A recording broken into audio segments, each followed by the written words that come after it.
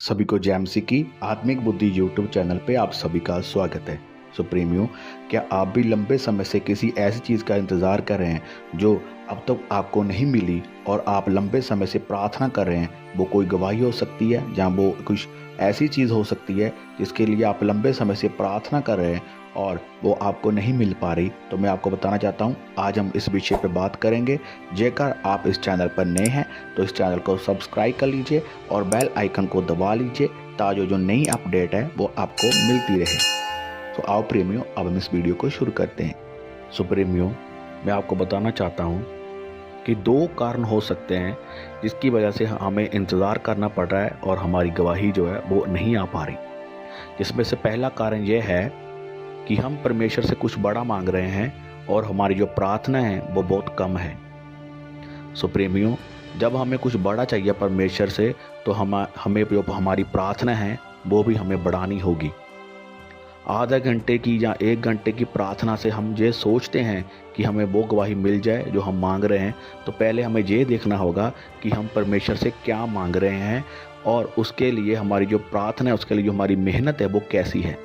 जिस तरह से कई भाई बहन चाहते हैं कि हमारे पास बड़ी गाड़ी हो, बड़ा बंगला हो, और प्रार्थनाएं जो है वो उनकी सिर्फ आधे घंटे की है। सो प्रेमियों, आधे घंटे की प्रार्थनाएं हमें वो बंगले, हमें वो गाड़ियां नहीं दिला सकती। जेकर हमारी गवाही बड़ी है तो हमें एक्स्ट्रा मेहनत करनी होगी, एक्स्ट्रा प्रार्थना करनी होगी ताकि जो हम उस गवाही को ले पाएँ जो हम लेना चाहते हैं। और जब हम आधा घंटा प्रार्थना करते हैं, जब हम 1 घंटा प्रार्थना करते हैं और हम परमेश्वर के आगे प्रार्थना करते हैं कि प्रभु हमारे जीवन में ये गवाही क्यों नहीं आ रही, या परमेश्वर हमारी गवाही में ये देरी क्यों है, ये मेरे को क्यों नहीं मिल रहा। सो प्रेमियों, ये सबसे बड़ा कारण है कि वो आपको इसलिए नहीं मिल रहा, जब वो अब तक आपको इसलिए नहीं मिला क्योंकि आपकी जो मेहनत है, जो प्रार्थना है, वो उस लेवल की नहीं है जिस लेवल की आप गवाही मांग रहे हैं परमेश्वर से। हालेलुया।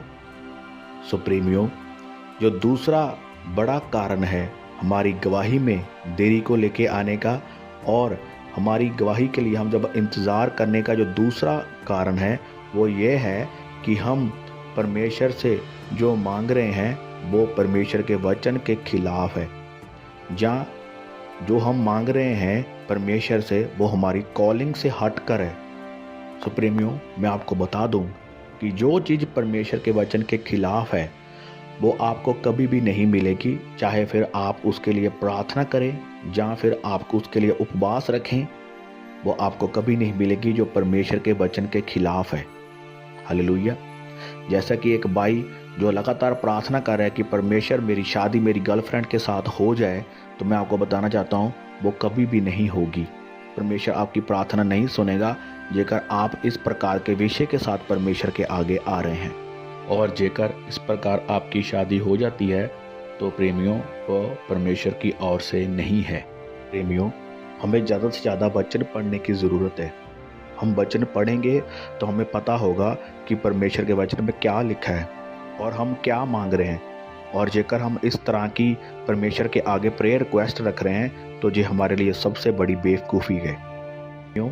सबसे पहले हमें जो है परमेश्वर के आगे ये प्रार्थना करनी होगी कि परमेश्वर, तू जो चाहता है हमारे जीवन में वो हो, हमारी नहीं बल्कि तुम्हारी मर्जी हमारे जीवन में पूरी हो। हालेलुया। हमें परमेश्वर के आगे प्रार्थना करनी होगी कि परमेश्वर हमारी कॉलिंग क्या है, हमारी कॉलिंग क्या है, आप क्या चाहते हैं हमारे जीवन में से। जब हम अपनी कॉलिंग को समझेंगे तब परमेश्वर हमें वो देगा जो हम मांग रहे हैं। सो प्रेमियों, परमेश्वर ने हम सब के लिए अलग अलग कॉलिंग रखी हुई है। जैसा कि संत पौलुस कहता है, किसी के पास भविष्यवाणी करने का वरदान है और किसी के पास सेवकाई का वरदान है और किसी के पास दुष्ट आत्माओं को निकालने का वरदान है। तो मैं आपको बताना चाहता हूँ कि हर एक के पास अलग अलग तरह के वरदान है। सो किसी को परमेश्वर ने बिजनेसमैन के लिए चुना गया है, कोई डॉक्टरी के लिए चुना गया है, कोई टीचर के लिए चुना गया है। जेकर एक व्यक्ति जो परमेश्वर ने उसको चुना है कि ये अध्यापक बने या ये टीचर बने, और वह परमेश्वर के आगे मांग रहा है कि प्रभु मैं एक बिजनेसमैन बनूं, तो प्रेमियों, ये हमारी जो सोच है, ये हमारी सोच है कि हम परमेश्वर से वो मांग रहे हैं जो परमेश्वर ने हमारे लिए रखा ही नहीं है। और हम उसके लिए एक्स्ट्रा मेहनत कर रहे हैं कि परमेश्वर हमें मिले। और सबसे पहले हमें ये करना होगा कि हमें परमेश्वर से वो मांगना होगा जो परमेश्वर हमें देना चाहता है। हमें परमेश्वर से पूछना होगा कि प्रभु हमारी कॉलिंग क्या है और हमें क्या करना चाहिए। हालेलुया। ये सबसे बड़ा जो मुख्य कारण है कि परमेश्वर ने हमारे लिए कुछ और रखा है और हम कुछ और मांग रहे हैं, जिसकी वजह से हमारी गवाही जो है वो लेट है, देरी है उसमें। हम चाहते हैं कि हम बिजनेसमैन बने, लेकिन परमेश्वर चाहता है कि आप एक डॉक्टर बने।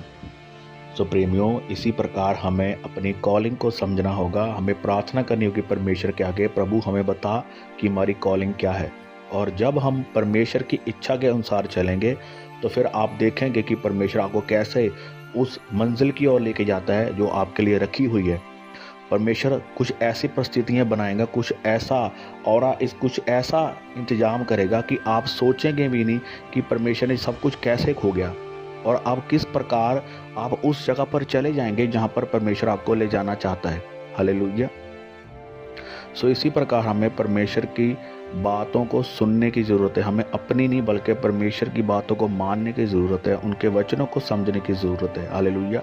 और जेकर हम प्रार्थना कर रहे हैं और हमारे विषय में बहुत सारी भविष्यवाणियाँ हुई है कि तुम आगे जाके ये काम करोगे या तुम आगे जाके ये काम करोगे, वो मैन गॉड के द्वारा, वो किसी भविष्यवक्ता के द्वारा आपके लिए भविष्यवाणी की गई है कि तुम ऐसा करेगा आगे जाकर, और फिर भी आपके जीवन में वो गवाही नहीं आ रही। तो मैं आपको बताना चाहता हूँ, भजन 27 उसकी 14 आयत में लिखा है कि यहोवा की बाट जोते रहे, हियाब बांध और दृढ़ रहे, यहोवा की बाट जोता रहे। मैं आपको बताना चाहता हूँ कि हमें फिर निरंतर प्रार्थना में बने रहना होगा।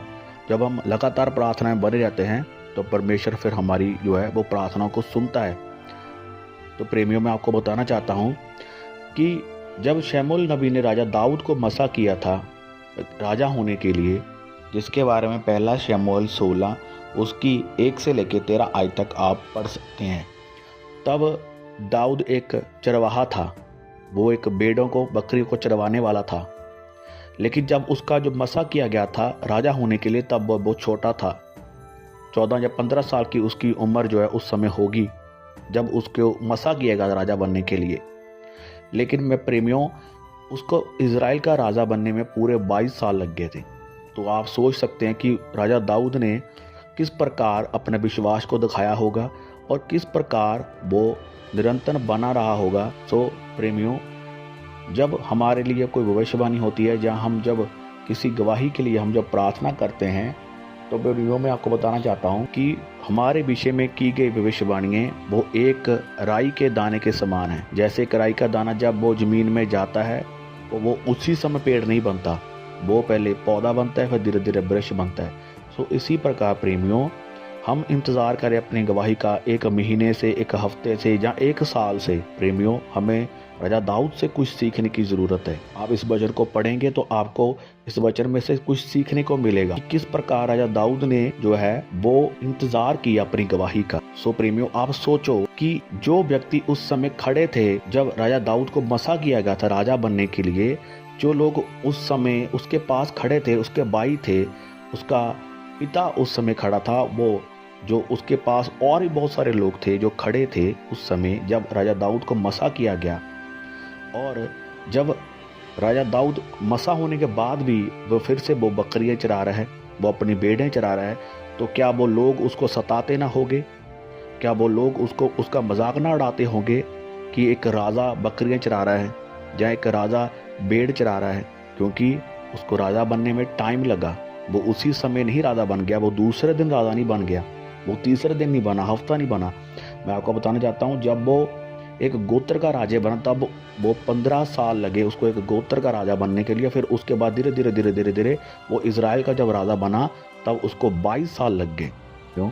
जेकर राजा दाऊद ये बात सोचता कि अब तो मैं मसा हो गया हूँ राजा बनने के, अब तो मेरे लिए यहोवा परमेश्वर ने प्रवेश कर दिया कि तू राजा बने, तो आपको काम करने की क्या ज़रूरत है? या अब मेरे भेड़े बकरे चराने की क्या ज़रूरत है? अब तो मैं राजा तो बने ही जाऊँगा। सो प्रेमियों, इसी प्रकार जो भाई बहन जिनके विषय में भविष्यवाणी की गई है, अब वह भविष्यवाणी के बाद में वो बैठ गए।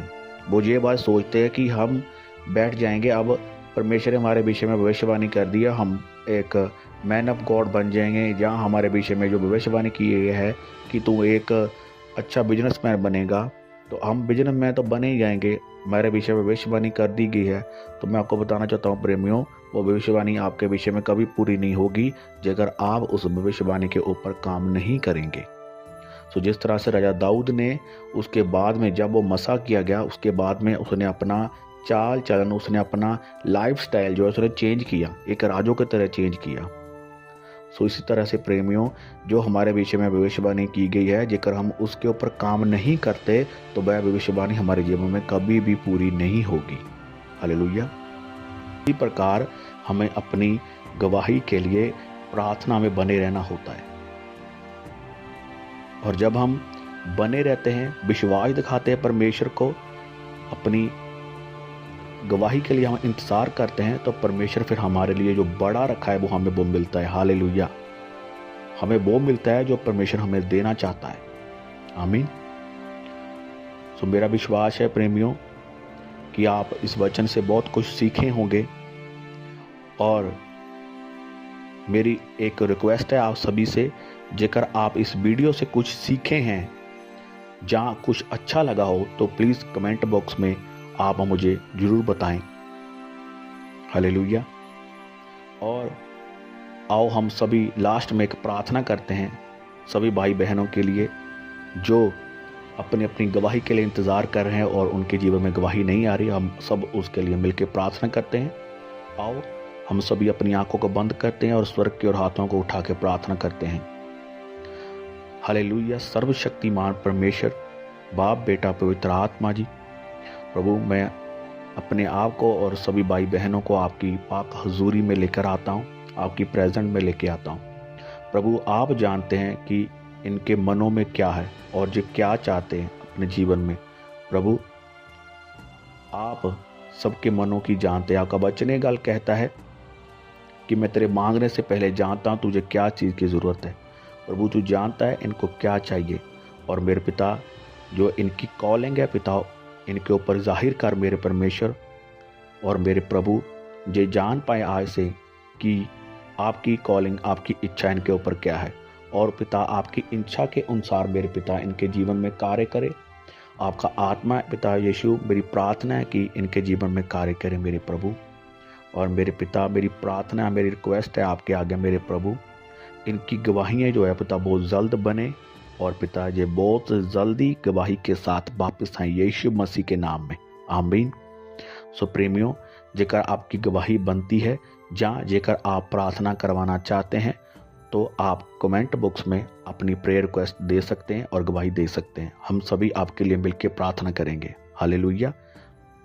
सो प्रेमियों, जेकर आपको भी ये वीडियो अच्छा लगा हो तो इस वीडियो को ज़्यादा से ज़्यादा शेयर करें, ताकि और भी भाई बहनों के पास जो है सुसमाचार पहुँचाया जा सके। सभी को जय मसीह की।